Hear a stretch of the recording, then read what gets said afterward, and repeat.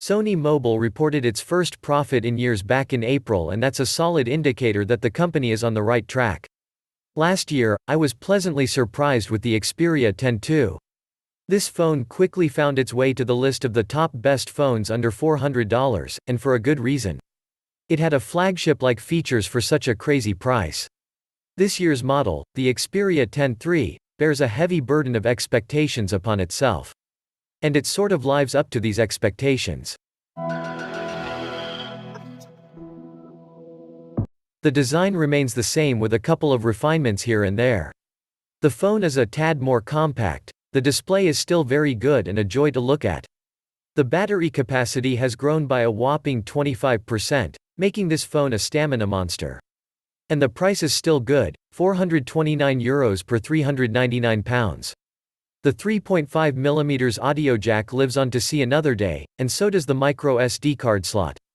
On the other hand, there are some glaring omissions that can hamper the success of the Xperia 10 III. The biggest one is the lack of a high display refresh rate mode, HRR, the phone caps at 60 Hz. HRR displays are the latest trend in mobile, and many mid-range phones can already do 90 Hz or higher. The other big disappointment is the bundled charger. It's a joke. I guess a tiny 7.5W charger is better than no charger at all, but 3+ hours for a full charge is just not practical. At the end of the day though, the Xperia 10 III is still a good phone and still an evolution. Will it be a success? Only time will tell. Now talking about the design, the glass sandwich design looks pretty and works well, and there's not much you can do when your smartphone is 90% display. And yet, if I put an Xperia phone in the aforementioned experiment, you'll spot it right away. The wide 21:9 screen aspect ratio, coupled with the symmetrical top and bottom bezels, make Xperia phones stand out without straying too far from the canonical smartphone design. And that's a feat in itself. But let's get back to the Xperia 10 III. The Mark III is very similar to the Mark II, design-wise, but there are some minor differences. For starters, the Xperia 10 III is slightly smaller than its predecessor, 3mm shorter and a millimeter narrower.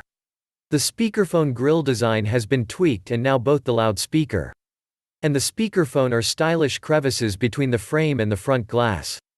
The camera bump on the back retains its elongated pill shape, but the design has been toned down a bit and looks cleaner.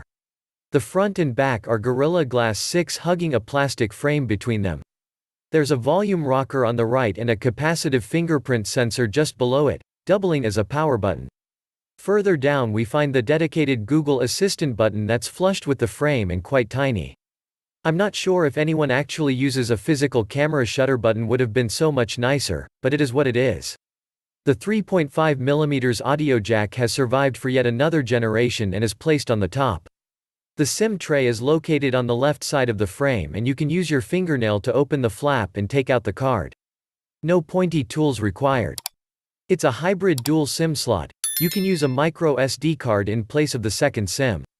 There's a fluorescent green rubber seal around the flap X. The Xperia 10 III boasts an IP65/68 rating, which means it's protected for up to 1.5 meters of immersion for up to 30 minutes, including splashing from a shower or an accidental and brief dunking.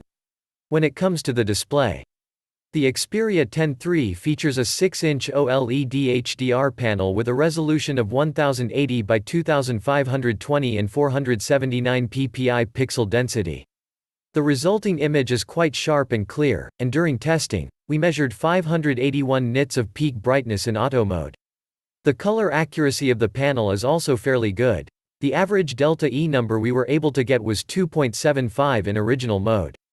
Speaking of display modes, there's two concerning color calibration, the aforementioned original and a standard mode, the latter being the default one. If you want the most faithful color reproduction and enjoy a warmer screen, you should stick to original. There's a video optimization option available when you're in standard mode, which is supposed to enhance video quality. Turning it on results in videos with a cooler color palette and slightly improved contrast at the expense of color accuracy. One thing the Sony Xperia 10 III is missing is a higher display refresh rate. The OLED panel caps at 60 Hz, so no buttery smooth scrolling here, I'm afraid. It's a painful omission, especially when many mid-range phones can now go up to 90 Hz. And some high-tier models, like the Samsung A52 5G, can even do 120 Hz. With that being said, I find the display of the Xperia 10 III quite good overall. It's almost like you have a shrunken Bravia TV in your palm. Watching a movie on this clean and wide display is a totally different experience. What do you think of the Xperia 10 III? Please let us know in the comments. And don't forget to like and subscribe for more videos every day.